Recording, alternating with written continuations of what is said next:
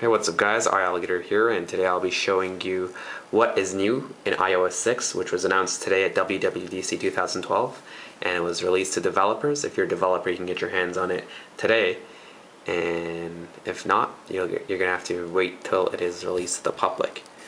So let's start off with the Maps app. You can see it now has a new icon and also looks different and is no longer with Google Maps, so gone is Street View. But it does have new turn-by-turn directions, which I haven't tried yet, but apparently it's pretty good since the data is provided from TomTom. Not sure if it speaks or not, but I'll have to try that out. If you have tried it out, leave a comment down below. Now you can print a map, which is pretty useful if you want to give directions to someone else, and of course you can get directions by hitting that. And you can also spin the map or turn it, and once it's turned, you can use it to give directions better. But anyways, not too much different in the Maps app. Let's keep going. Actually, Notification Center. There is now a tap to tweet button here. There's also Facebook integration in your photos and videos, and especially in the Photos app. Also, the Camera app has a new UI now. You can see it's more of a darker theme. Well, it's not really new UI, it's just the color changed on the bottom there. And nothing else really in the Camera app. So let's go ahead and open up settings. You can see the new brighter, kind of like a bluish UI is kind of everywhere throughout the system. Oh, also there is a new Do Not Disturb feature, which once you turn on, you do not get any calls, notifications, or texts.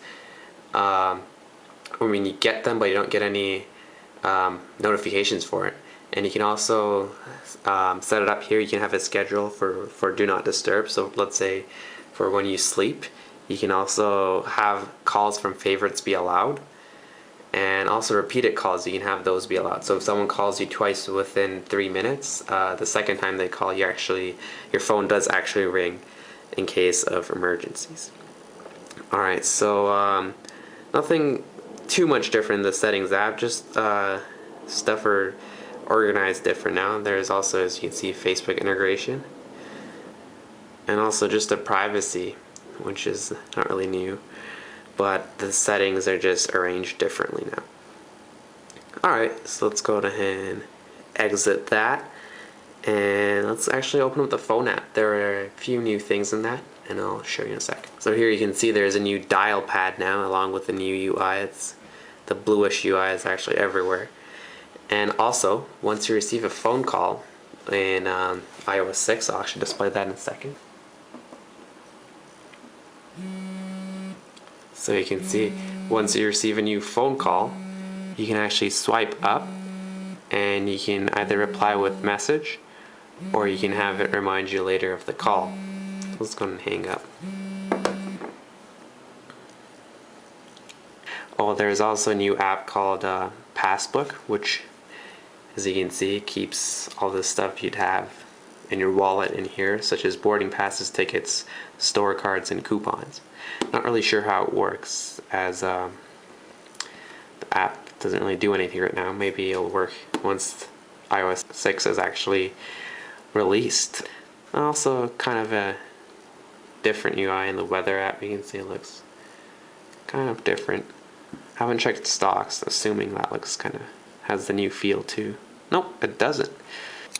Also, Siri has a few new features too. It works for sports, so you can ask it for the score of a live game, and it'll give it to you. And also, photo stream. Now you can share photos in your photo stream with your friends, and you can pretty much just send a link to them of a couple of photos together, so you can pretty much share albums through photo stream. And there are also smart app banners, which developers can put in their websites, which if you're on the site and there's an app for your website or the service you're providing, it'll show on the top and you can download the app right away.